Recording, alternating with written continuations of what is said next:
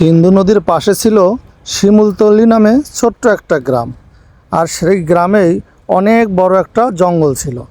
আর সেই জঙ্গলের একটি গাছের ডালে ছোট্ট একটা টুনি পাখি বাসা বেঁধেছে। টুনি পাখির একমাত্র মেয়ে টুকি ছাড়া তার আপন বলতে আর কেউ ছিল না। তাদের চাষাবাদ করার মতো কোনো জমিও ছিল না। তাই টুনি বনে বনে ভিক্ষা করে যে কয়টি টাকা পেত তাই দিয়ে চাল, ডাল, লবণ, মরিচ, সবজি কিনে বাসায় নিয়ে আসতো। আর এভাবেই টুনির কোনো রকমের জীবন যাচ্ছিল। মা টুকি, তুই বাড়িতেই থাক কেমন? আর ঠিক মতো খাবার খাবি।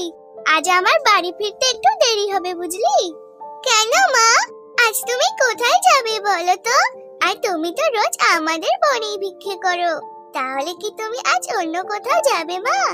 হ্যাঁ রে মা, তুই একদম ঠিক বুঝেছিস। মা রে, আমাদের বনে সারাদিন ভিক্ষে করেও তেমন কোনো ভিক্ষে পাই না। তাই ভাবছি আজ পাশের বনে সাহায্য চাইতে যাব। তা মা, তুই বাড়িতেই থাক কেমন? এ কথা বলে দরিদ্র টুনি পাশের বনে ভিক্ষা করতে যায়। আর তার বাসায় একমাত্র মেয়ে টুকি একা একাই খেলাধুলা করে।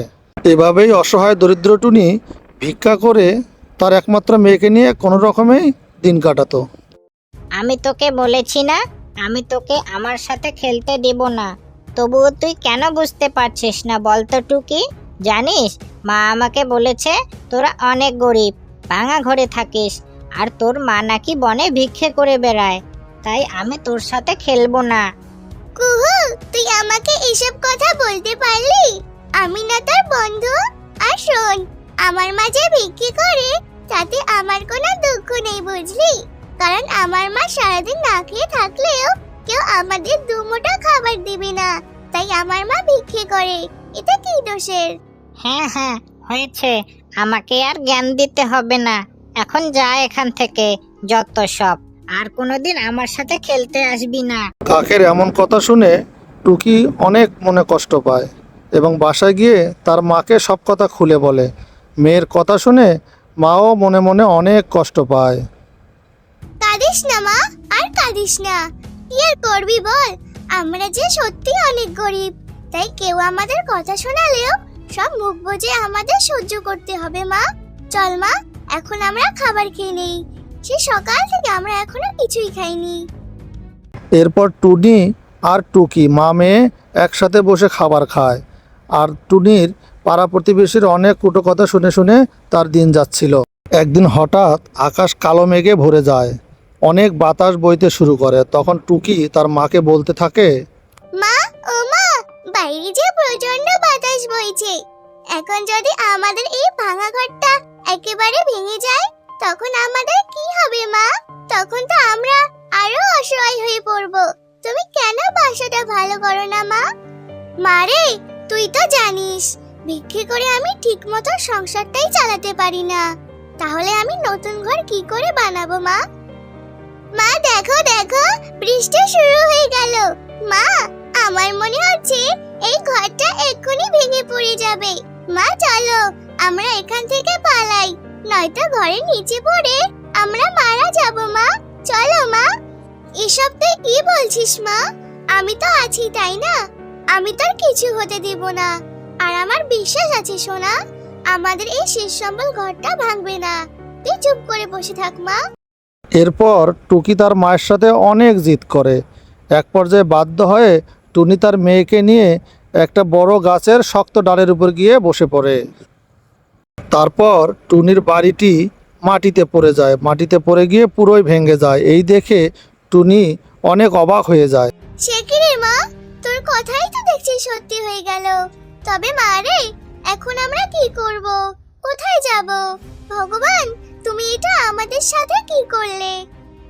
মা, তুমি কিছু একটা ব্যবস্থা করো, আমার যে অনেক ঠান্ডা লাগছে। এভাবে আর কিছু সময় থাকলে আমি মরেই যাব মা। না সোনা, এসব কথা বলিস না মা। তুই ছাড়া আমার যে আর কেউ নেই। এখন যদি আমি বাকি পাখিদের কাছে সাহায্য চাইতে যাই তখন কেউ আমাকে সাহায্য করবে না, কারণ আমি যে গরিব, ভিক্ষে করে খাই। তবে মা, তুই আমার ডানার নিচে আয়, দেখবি তোর সব কষ্ট দূর হয়ে যাবে মা। এরপর টুকি তার মার ডানার নিচে চলে আসে আর মা মেয়ে দুজনে অঝরে কাঁদতে থাকে। ঠিক তখনই একটি উল্লু পেঁচা তাদের কাছে চলে আসে। সে কি টুনি, তুমি তোমার মেয়েকে নিয়ে এই বৃষ্টিতে এখানে বসে আছো কেন? কি হয়েছে তোমার, বলো আমাকে।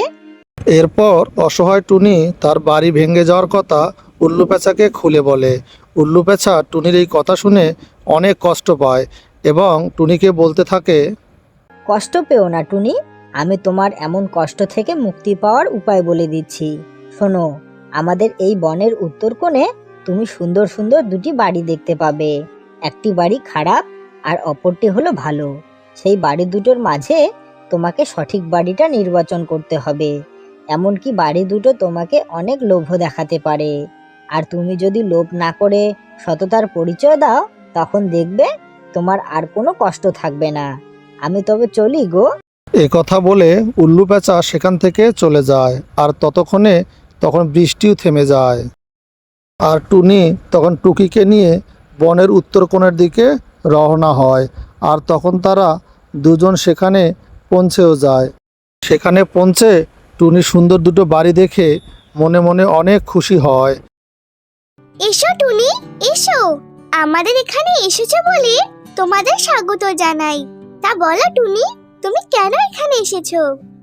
এরপর টুনি তার দুঃখের কথা বাড়ি দুটোকে বলে এবং ওর কথা শুনে দ্বিতীয় বাড়িটি বলে ওঠে, ও, এই ব্যাপার। তবে টুনি, তুমি আমার বাড়িতে এসো। এখানে তুমি তোমার প্রয়োজনীয় সব জিনিস পাবে। না না, তুমি ওর কথা শোনো না টুনি। তুমি আমার বাড়িতে এসো। আমার বাড়িতে আসলে তুমি অনেক স্বর্ণ মুদ্রা পাবে। তখন তুমি অনেক বড় লোক হবে।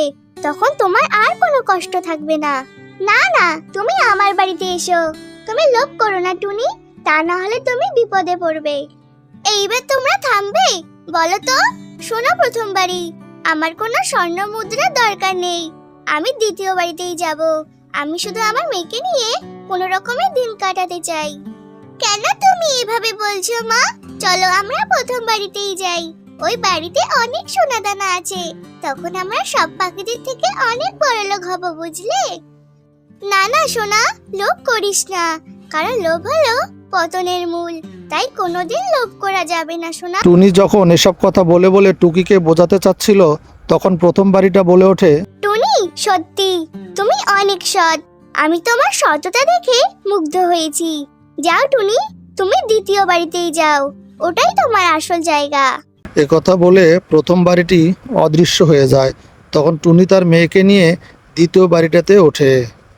এরপর ঘরের ভিতরে যাওয়ার পর তাদের প্রয়োজনীয় সকল জিনিসপত্র দেখে টুনি ও টুকি অনেক খুশি হয়।